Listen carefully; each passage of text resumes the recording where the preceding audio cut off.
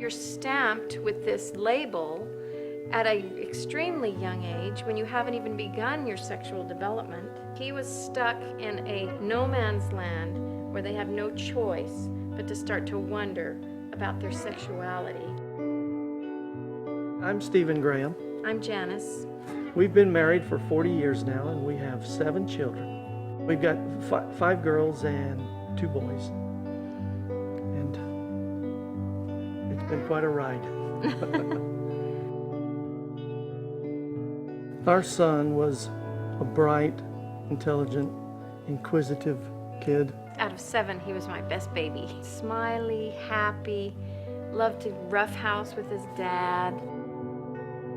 His relationship with other boys, I think it began in what you would call a normal way. But as he got a little bit older, his personality was something that his friends who were boys didn't appreciate. They started perceiving that he was different than them because they were less outgoing. Less verbal. Yeah, than he was. Yeah. And so they started pulling away or started making comments. Calling him names, making fun of him. Yeah. So there was some peer abuse that... Or wouldn't let him sit in the seat next to him on the bus. Mm-hmm. So the peer rejection started in elementary school. So as our son got older and went into junior high school, they started physically abusing him. It was hurtful to see our son being rejected by members of his own gender. We didn't know what to do about it. Right, no resources, and we had no experience. So when the boys weren't accepting him or when they were saying mean things about him, we didn't know what to do. You're stamped with this label at an extremely young age when you haven't even begun your sexual development. He was stuck in and I'm afraid a lot of young people today are stuck in that no man's land where they have no choice but to start to wonder about their sexuality just because of their interests and their hobbies and their talents.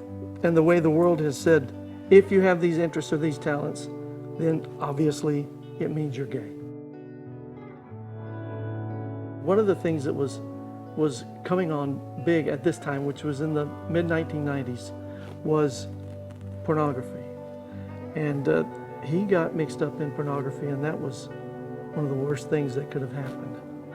Our son was vulnerable to the pornography. He was set up for it by the peer abuse. Correct.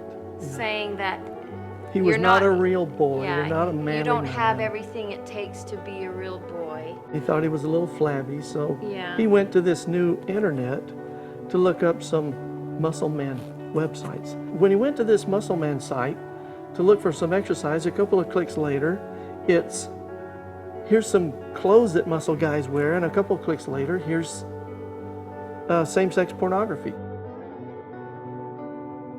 So there was a time when we went to a church meeting that was a particularly spiritual meeting, and at the end of that meeting, he felt so guilty and convicted over the sin that he was involved in. Secret sin. That he came to us and said, I have to tell you what I'm involved in. It's worse than you think. I've actually met on 3 different occasions with 3 different men and interacted with them in a sexual way. When our son confessed his involvement in this homosexual activity, we were just shattered.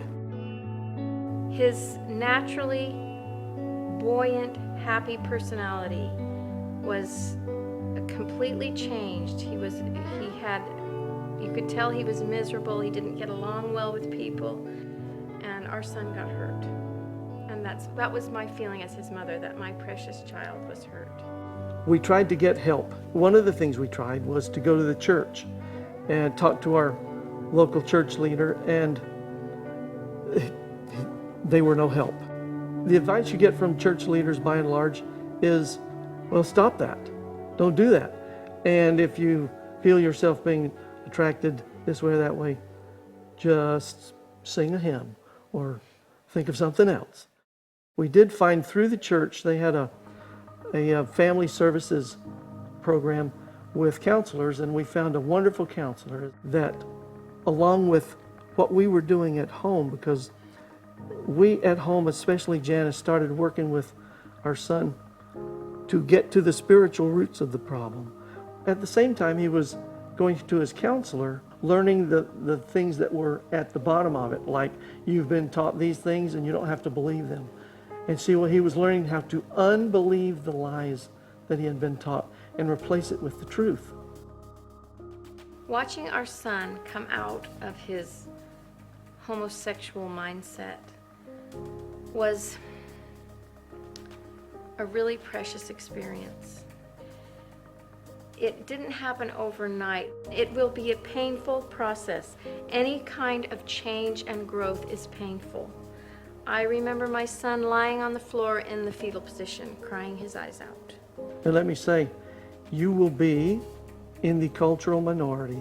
And so when you take a stand in favor of helping a child overcome homosexuality, get ready for the abuse that you're going to receive from friends and family and the culture that is against you.